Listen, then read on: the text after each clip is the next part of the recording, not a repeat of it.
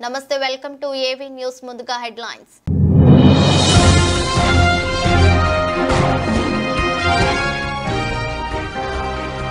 Russia విమానంలో మంటలు ప్రయాణికులు సిబ్బందికి తప్పిన ముప్పు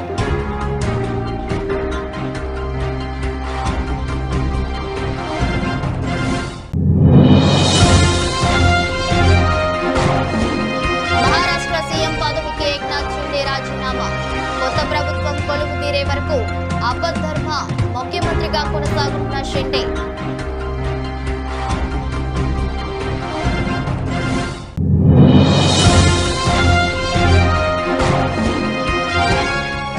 క్యాడర్ను యాక్టివేట్ చేసేందుకు బీఆర్ఎస్ ప్రణాళికలు గులాబీ వ్యూహం పూర్వ వైభవంపై బీఆర్ఎస్ ఫోకస్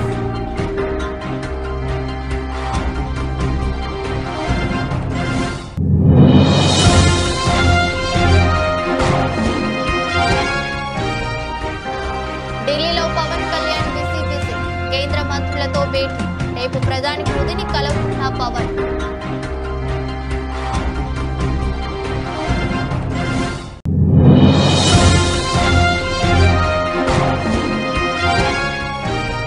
వైభవ్ సూర్యవంశీ వయసుపై ఆరోపణలు 13 ఏళ్లు కాదు 15 స్పందించిన తండ్రి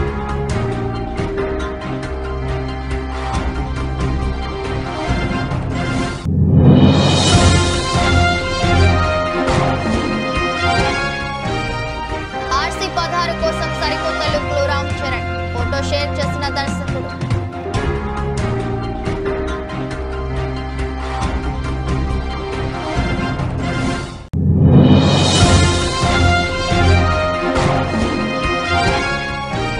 లాభాల్లో మొదలైన దేశీయ స్టాక్ మార్కెట్ సూచీలు సెన్సెక్స్ 253.23 నిఫ్టీ 82 పాయింట్లు అప్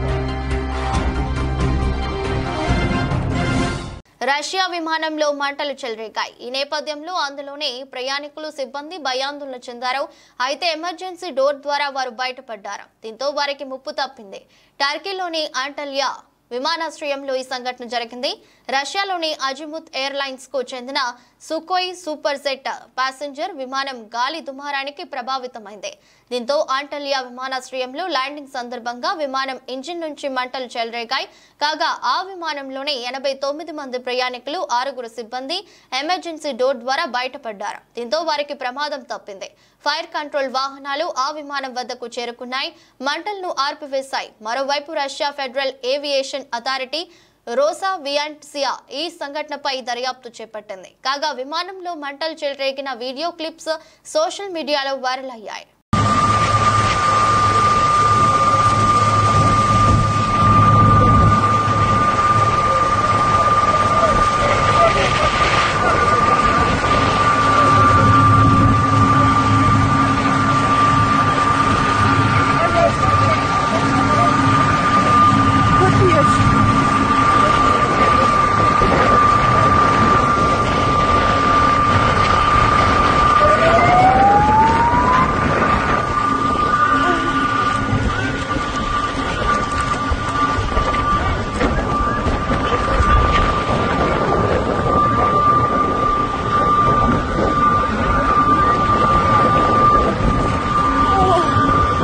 Кошмар! Кошмар! Значит, это не наша смерть. Вот они слизали. Как я вашу, блядь? Пиздец! Что? У меня еще такого никогда в жизни не было. Боже! Пиздец!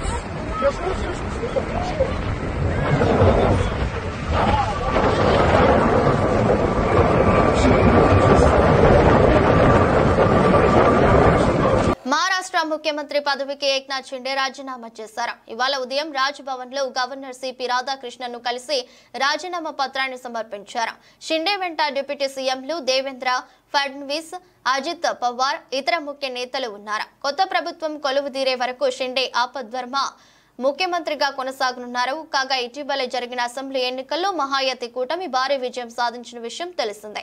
మొత్తం 288 అసెంబ్లీ స్థానాలకు గాను బీజేపీకి 132, శివసేనకు 57, ఎన్సీపీకి 41 స్థానాలు లభించాయి. దీంతో మహారాష్ట్ర ప్రభుత్వం ఏర్పాటుకు కూటమి నేతలు సిద్ధమయ్యారు. ఇక ప్రస్తుత అసెంబ్లీ గడువు నేటితో ముగియనుంది. ఇంతవరకు సీఎం అభ్యర్థిపై ఎలాంటి నిర్ణయం తీసుకోలేదు. బీజేపీ, శివసేన, ఎన్సీపీ నేతలు ముఖ్యమంత్రి పదవిపై ఓ నిర్ణయానికి రాలేకపోతున్నారు. అయితే ఎన్నికల్లో అధిక సీట్లు సాధించిన బీజేపీనే సీఎం పదవి చేపట్టే అవకాశం ఉందని తెలుస్తోంది. ఈ లెక్కన ప్రస్తుతం డిప్యూటీ సీఎంగా ఉన్న దేవేంద్ర ఫడ్నవీసే సీఎం అయ్యే అవకాశాలు ఎక్కువగా కనిపిస్తున్నాయి. అజిత్ పవార్ కూడా ఫడ్నవీస్ కే మద్దతు తెలిపినట్లు సమాచారం. అదే సమయంలో ఏక్నాథ్ షిండేను ముఖ్యమంత్రిగా కొనసాగించాలని శివసేన గట్టిగా పట్టుబడుతున్నది. దీంతో ఈ వ్యవహారం మహారాజకీయాల్లో హాట్ టాపిక్ గా మారింది. ఈ రాత్రికి సీఎం అభ్యర్థిపై ఓ స్పష్టత రావడం ఖాయంగా తెలుస్తోంది.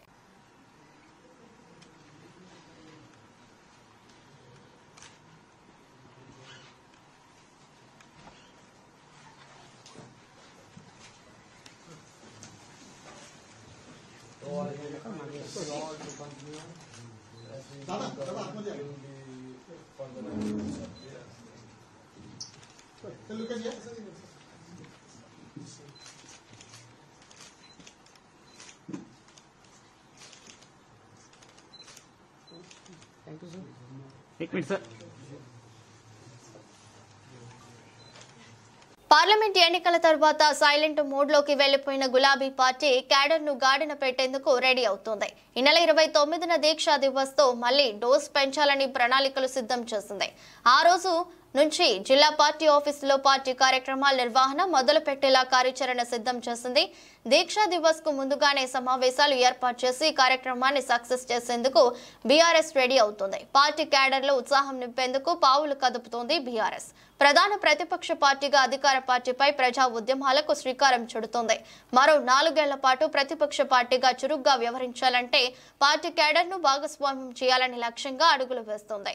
పార్టీ సభ్యత్వ నమోదు, స్థానిక సంస్థల ఎన్నికలను దృష్టిలో పెట్టుకుని జిల్లా కార్యాలయాల ద్వారా ఆయా జిల్లాల్లో కార్యక్రమాలు మొదలు పెట్టాలని బీఆర్ఎస్ భావిస్తోంది. రాష్ట్ర వ్యాప్తంగా హైదరాబాద్, వరంగల్ మినహా దాదాపు అన్ని జిల్లాల్లో పార్టీ కార్యాలయాలు ఉన్నాయి.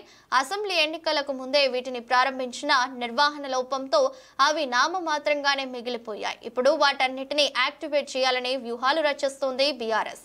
ఇక మలిదశ తెలంగాణ ఉద్యమాన్ని మలుపు తిప్పిన కేసీఆర్ ఆమరణ దీక్ష చేపట్టిన నవంబర్ 29న ప్రతి ఏడాది గులాబీ పార్టీ దీక్షా దివస్ గా నిర్వహిస్తోంది. దీక్షా దివస్ ను ఇప్పుడు కేంద్ర స్థాయిలో క్యాడర్ ను పెద్ద ఎత్తున భాగస్వామ్యం చేస్తూ నిర్వహించాలని నిర్ణయం తీసుకుంది. దీక్షా దివస్ సందర్భంగా ప్రభుత్వ ఆసుపత్రుల్లో పండ్లు పంపిణీ చేయడం, సేవా కార్యక్రమాలు నిర్వహించడం, కేసీఆర్ చిత్రపటాలకు పాలాభిషేకం చేయడం వంటి కార్యక్రమాలను పార్టీ నిర్వహించబోతోంది.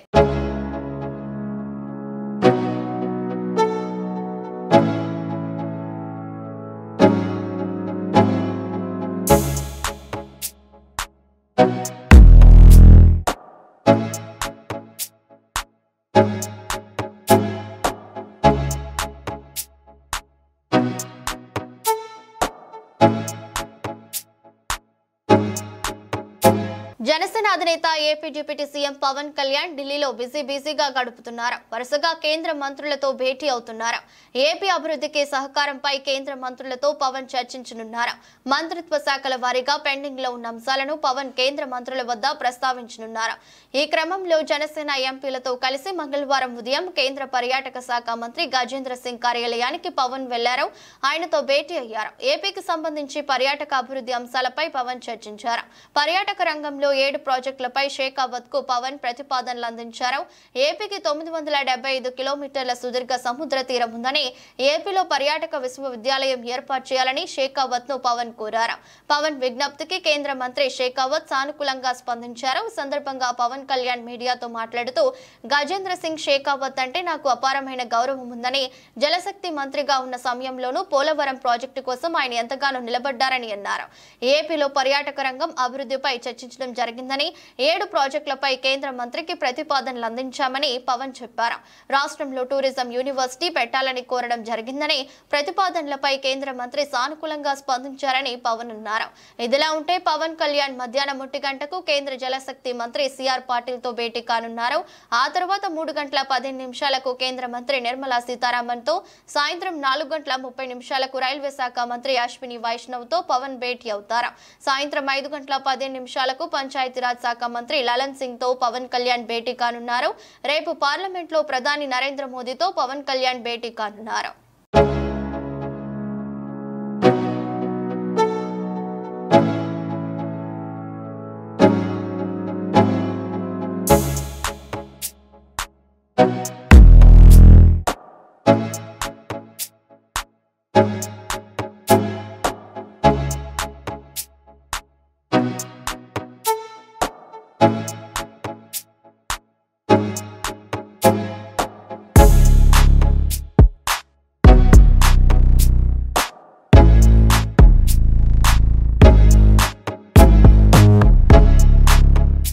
రాష్ట్ర వ్యాప్తంగా జరుగుతున్న రోడ్ల మరమ్మతులపై సచివాలయంలో ముఖ్యమంత్రి చంద్రబాబు నాయుడు గారు సమీక్షకు హాజరైన మంత్రి బీసీ జనార్దన్ రెడ్డి గారు, ఉన్నతాధికారులు.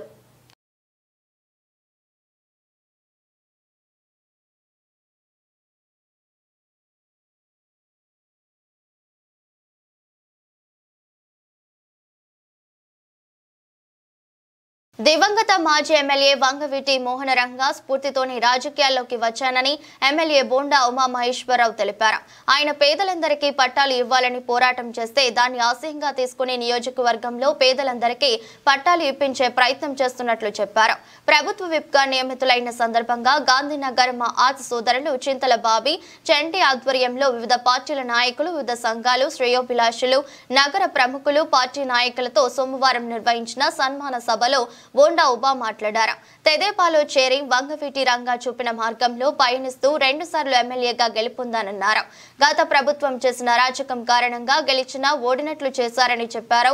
రంగా నడిచిన నేలపై తాను పౌర సన్మానం పొందడం పూర్వజన్మ సుకృతంగా భావిస్తున్నానని, నిజాయితీగా ముందుకు సాగుతానని, భయమంటే తెలియని రంగా వారసుడిగా ఉంటానని స్పష్టం చేశారు. చాలా మంది వక్తలు మాట్లాడారు. ఇప్పుడు వాళ్ళందరూ కూడా అనేక అంశాలు ప్రస్తావించారు. కానీ పేదవాడి గుండె చప్పుడైనటువంటి, మాకు స్ఫూర్తి ప్రదాత అయినటువంటి కీర్తిశేషులు వంగవీటి మోహన్ రంగా గారు మాజీ శాసనసభ్యుడైనటువంటి ఈ నియోజకవర్గానికి, ఆయన నడవాడిన ప్రాంతానికి మళ్ళా నేను 2వసారి శాసనసభ్యుడంటే ఆ రంగా గారి పైనుంచి ఆశీస్సులతోనే అయ్యాననే విషయాన్ని ఈ సందర్భంగా గుర్తు చేస్తా ఉన్నా. ఎందుకంటే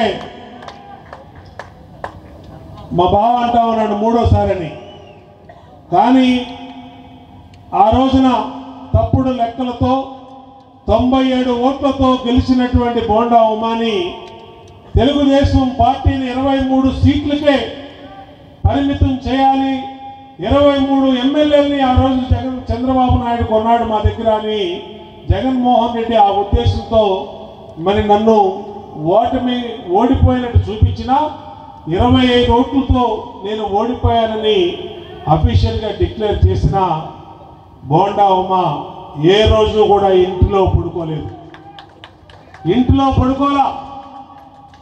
5 సంవత్సరాలు రాక్షస పరిపాలనలో పోరాడాం. జగన్ని డైరెక్ట్గా టార్గెట్ చేశాం. జగన్ అవినీతి అంశాలన్నింటినీ కూడా ఎండగట్టాం. ఎందుకంటే నిత్యం ఆ రోజున మీడియాలో ఉండేవాడిని నేను. ప్రపంచ దేశాల కన్నా భారతదేశంలోనే అత్యధికంగా మహిళలు, చిన్నారులపై అత్యధికంగా దాడులు జరుగుతున్నాయని ప్రకటించడం చాలా బాధ కలిగిస్తుందని ప్రముఖ సీనియర్ జర్నలిస్ట్ డాక్టర్ అనిత అన్నారు. మహిళలు ప్రతిరోజు కొత్త సవాళ్లు ఎదుర్కోవాల్సి వస్తుందని ఆవేదన వ్యక్తం చేశారు. నగరంలోని మొఘల్ రాజ్పురం పిబి సిద్ధార్థ కళాశాల ఆడిటోరియంలో సేఫ్ ఆర్గనైజేషన్ ఆధ్వర్యంలో మహిళలపై హింస నిర్మూలన కోసం తీసుకోవాల్సిన చర్యలపై సదస్సు నిర్వహించారు. ఈ కార్యక్రమానికి ముఖ్య అతిథులుగా ప్రముఖ journalist doctor Anitha, Sunkara Rajendra Prasad, safe convener Vijayalakshmi, Swaruparani, పలువురు సేఫ్ మహిళా ప్రతినిధులు పాల్గొన్నారు. ఇటీవల రోడ్డు ప్రమాదంలో మరణించిన సేఫ్ ఆర్గనైజేషన్ అధ్యక్షురాలు జ్యోత్స్న మృతికి సంతాపంగా 10 రోజుల పాటు వివిధ కళాశాలల్లో మహిళలపై జరుగుతున్న హింస నిర్మూలన కోసం తీసుకోవాల్సిన చర్యలు సదస్సులు నిర్వహిస్తున్నట్లు తెలిపారు. డాక్టర్ అనిత సదస్సును ఉద్దేశించి ప్రసంగిస్తూ మహిళలు పిల్లలు ప్రతిక్షణం భయపడాల్సి వస్తుందని తెలిపారు. గతంలో కంటే మహిళలపై దాడులు విపరీతంగా జరుగుతున్నాయన్నారు. 2021-25 మధ్య 5,000 మంది చనిపోయారని తెలిపారు.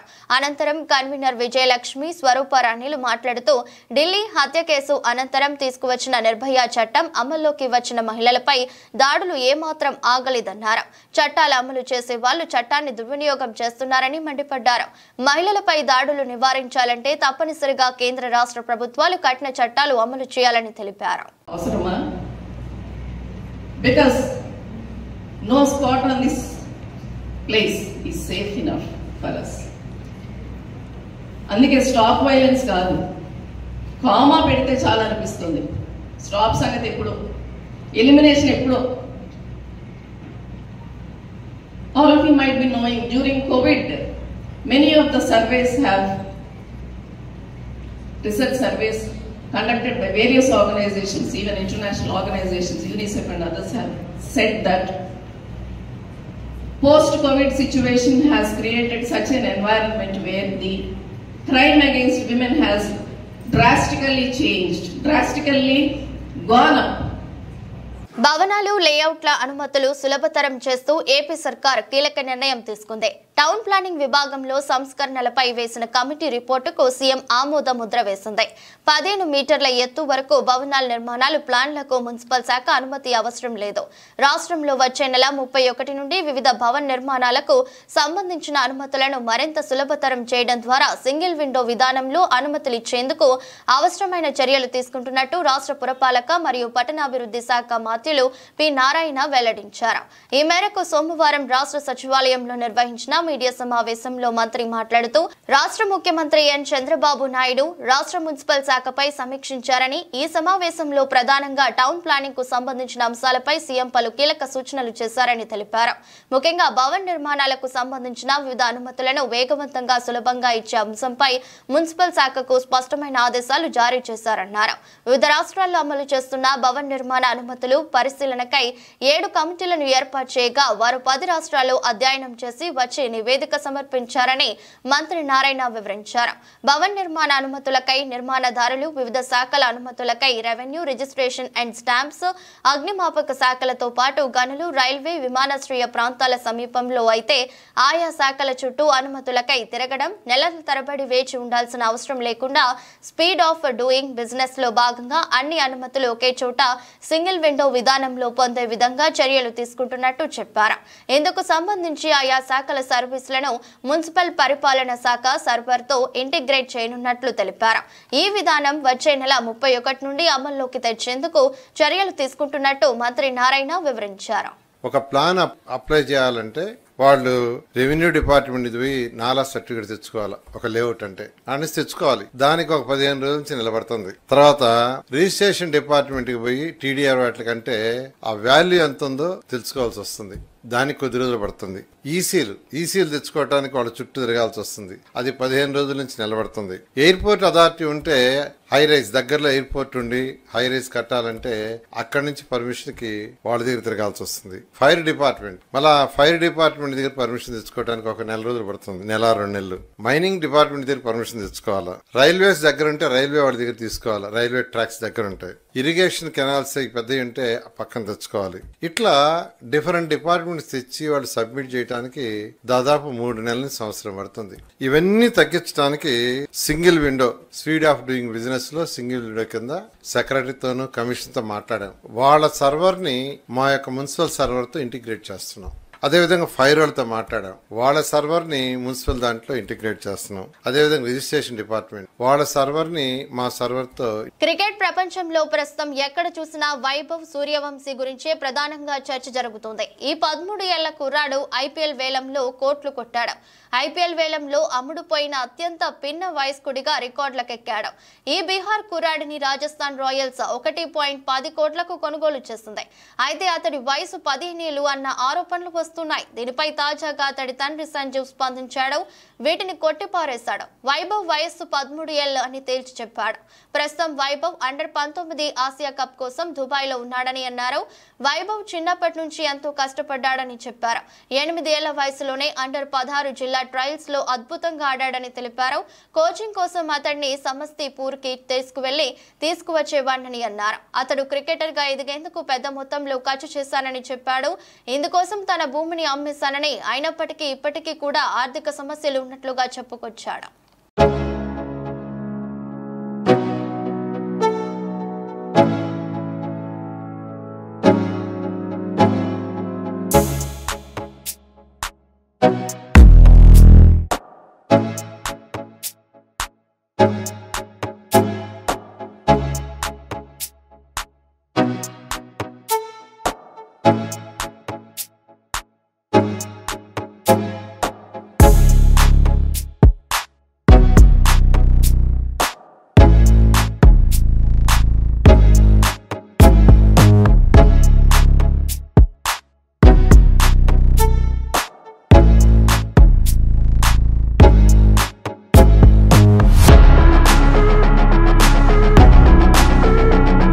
గ్లోబల్ స్టార్ రామ్ చరణ్ నటించిన గేమ్ చేంజర్ మూవీ రిలీజ్ కు సిద్ధంగా ఉంది. శంకర్ దర్శకత్వంలో తెరకెక్కిన ఈ మూవీ జనవరి 10న ప్రపంచ వ్యాప్తంగా ప్రేక్షకుల ముందుకు రానుంది. ఈ చిత్రం విడుదలకు ముందే చరణ్ తన కొత్త సినిమాను మొదలుపెట్టారు. బుచ్చిబాబు దర్శకత్వంలో నటిస్తున్నారు. RC-16 అనే వర్కింగ్ టైటిల్ తో ఈ మూవీ తెరకెక్కుతుంది. తాజాగా ఈ చిత్రం దర్శకుడు సాలిడ్ అప్డేట్ ఇచ్చారు. ఈ చిత్రంలో రామ్ చరణ్ సరికొత్త మేక్ ఓవర్ తో కనిపించనున్నారు. ఇందుకోసం ప్రముఖ హెయిర్ స్టైలిస్ట్ అలీం హకీం ని పిలిపించారు. ఆయన రామ్ చరణ్ కు సరికొత్త హెయిర్ స్టైల్ చేశారు. ఈ విషయాన్ని తెలియజేస్తూ దర్శకుడు సోషల్ మీడియాలో పోస్ట్ చేశారు. చరణ్ హకీం తో దిగిన ఫోటోను షేర్ చేశారు. ప్రస్తుతం ఈ పిక్ సోషల్ మీడియాలో వైరల్ గా మారింది. చరణ్ లుక్ అదిరిపోయింది అంటూ నెటిజన్లు కామెంట్లు చేస్తున్నారు. ఇదిలా ఉంటే ఈ చిత్ర షూటింగ్ ఇటీవలే ప్రారంభమైంది. మైసూర్లో ఈ చిత్ర షూటింగ్ మొదలైంది. మైసూర్లో ఏర్పాటు చేసిన ప్రత్యేక సెట్ లో షూటింగ్ జరుగుతుంది. తొలి షెడ్యూల్లో కీలకమైన సన్నివేశాలను తెరకెక్కిస్తున్నారు. స్పోర్ట్స్ డ్రామాగా గ్రామీణ నేపథ్యంలో సాగే కథతో ఈ మూవీ సిద్ధమవుతున్నట్లు తెలుస్తోంది. ఈ మూవీలో చరణ్ సరసన జాన్వీ కపూర్ నటిస్తుంది. కన్నడ స్టార్ హీరో శివరాజ్ కుమార్, జగపతి బాబు ఈ చిత్రంలో కీలక పాత్రలు పోషిస్తున్నారు. AR రెహమాన్ సంగీతాన్ని అందిస్తుండగా మైత్రి మూవీ మేకర్స్, వృద్ధి సినిమాస్, సుకుమార్ రైటింగ్ సంస్థలు ఈ చిత్రాన్ని నిర్మిస్తున్నాయి.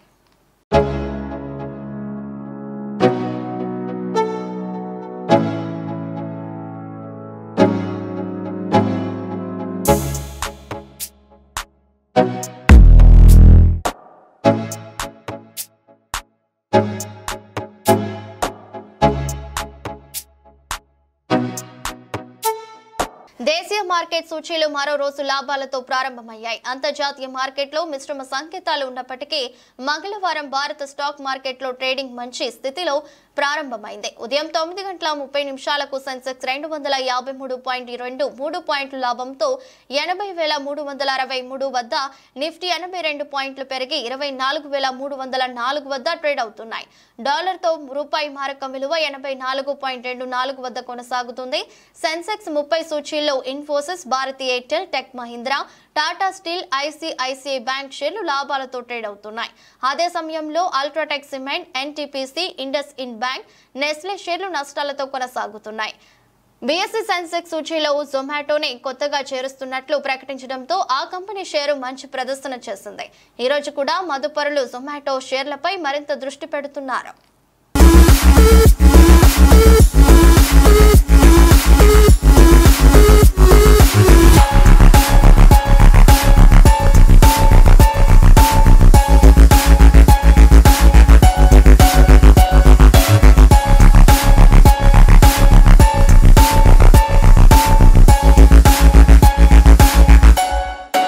వార్తలు ముగించే ముందు మరోసారి హెడ్లైన్స్.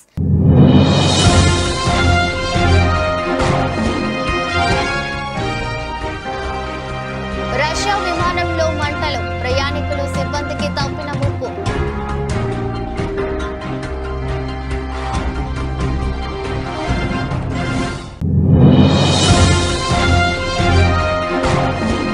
మహారాష్ట్ర సీఎం పదవికి ఏక్నాథ్ షిండే రాజీనామా.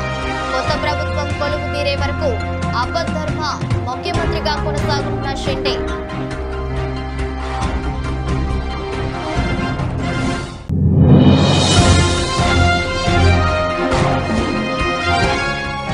క్యాడర్ను యాక్టివేట్ చేసేందుకు బీఆర్ఎస్ ప్రణాళికలు. గులాబీ వ్యూహం, పూర్వ వైభవంపై బీఆర్ఎస్ ఫోకస్.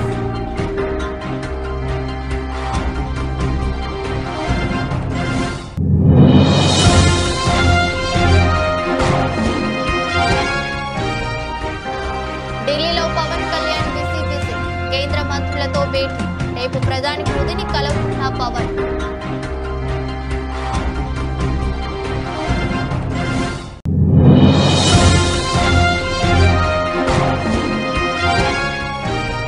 వైభవ్ సూర్యవంశీ వయసుపై ఆరోపణలు. 13 ఏళ్లు కాదు 15 స్పందించిన తండ్రి.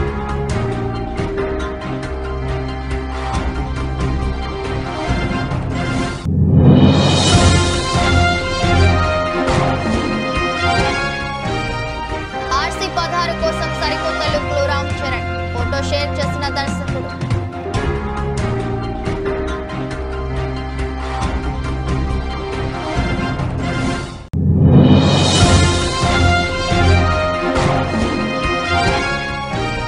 లాభాల్లో మొదలైన దేశీయ స్టాక్ మార్కెట్ సూచీలు. సెన్సెక్స్ 253.23, నిఫ్టీ 82 పాయింట్లు అప్. ఇది రోజు బులెటిన్. మరో బులెటిన్లో మళ్ళీ కలుద్దాం. అంతవరకు సెలవు. నమస్కారం.